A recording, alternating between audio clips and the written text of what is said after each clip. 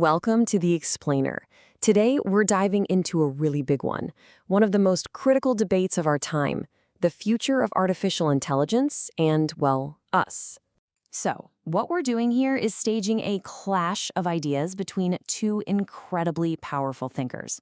In one corner, you have the belief that AI is literally going to save the world. And in the other, a stark warning of a coming clash between man and machine.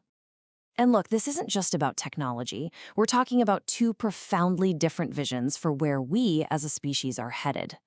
All right, so here's how we're going to break it down. We'll look at their two big visions, their takes on the economy, the battle for society's soul, what this all means for being human, and then wrap up with the choice that's in front of all of us. Okay, let's dive right in. First things first, let's get to know the two people at the heart of this whole debate. All right. In one corner, you've got Marc Andreessen.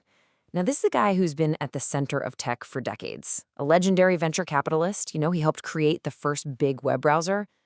His worldview, it's pretty straightforward. Technology is the engine of human progress. Full stop. He believes our entire civilization is built on it, and that any problem you can think of, poverty, climate change, you name it, the answer is always more technology. For him, growth is progress, and our job as humans is to be conquerors, not victims. And in the other corner, we have Gerd Leonhard, who comes at this from a totally different angle. He's a futurist, but also a humanist. And he says, hold on a second. Yeah, technology is a powerful tool, but it's not the point. It's not the purpose. Leonhard wants us to measure progress differently, using what he calls the 4 Ps: people, planet, purpose, and prosperity. His big warning is, embrace technology, sure, but don't become it. He's all about making sure our human values are in the driver's seat. Okay, let's get into the economics of it. For Andreessen, AI isn't just another tech upgrade. No, he sees it as maybe the single biggest economic game changer in human history. We're talking about a future of incredible abundance. He calls this the techno-capital machine. And the idea is pretty simple, really. You take technology, you mix it with free markets, and you get this amazing upward spiral. And AI? Well, AI just pours jet fuel on that machine. It's going to supercharge productivity, which means faster growth, more jobs, better wages, the whole shebang. It's an engine that just keeps on giving. But what about our jobs, right? That's the big question everyone asks. Andreessen basically says, relax. He calls these fears the lump of labor fallacy, this old mistaken idea that there's a fixed amount of work to go around. He argues it's been proven wrong over and over again. His logic? Human wants are infinite. As AI makes stuff cheaper, we'll have more money to spend on new things. And that demand will create whole new industries and jobs we can't even imagine yet. And this is where it gets really interesting. He points to research from an economist named William Nordhaus that says innovators, the people who create the tech, they only capture about 2% of the value.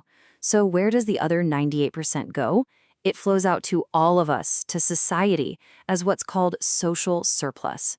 So in his view, technology is basically philanthropic. For every dollar a tech company makes, society gets 50. That's a pretty powerful argument.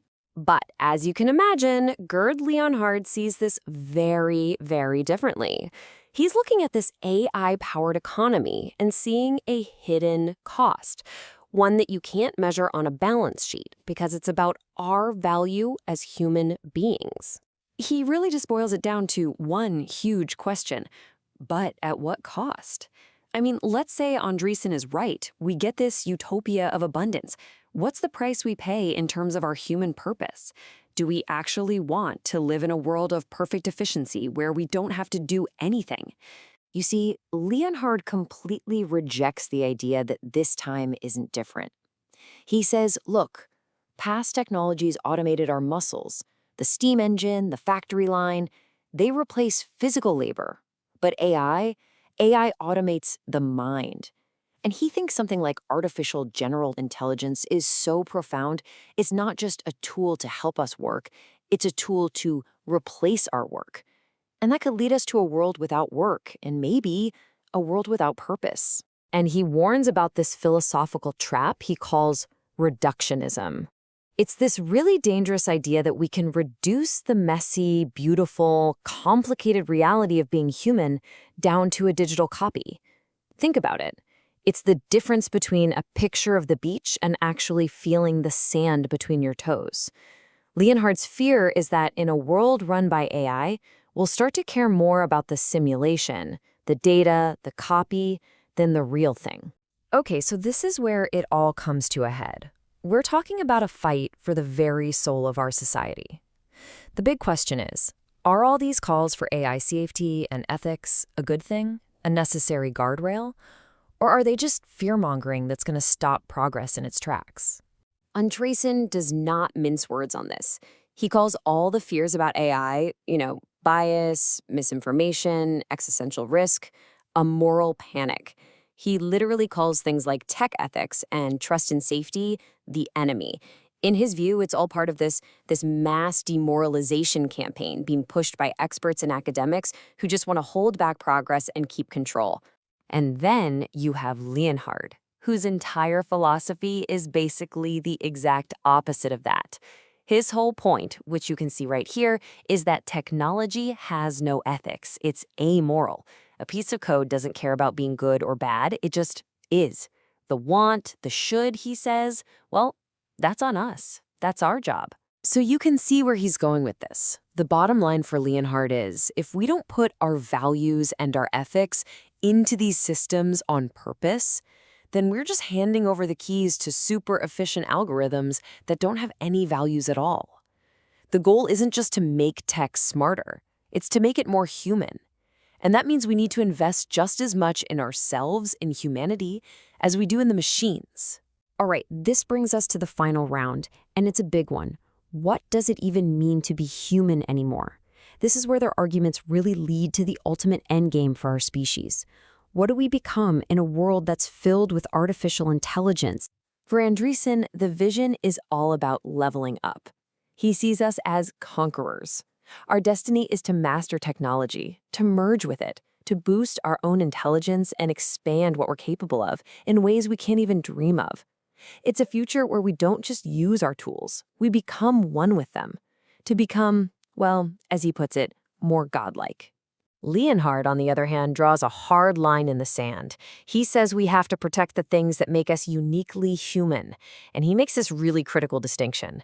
He separates intelligence, the ability to solve problems, which is logical, efficient, and perfect for computers, from consciousness, the ability to feel. He says that is our turf. It's messy, it's inefficient, it's illogical, but it's also beautiful.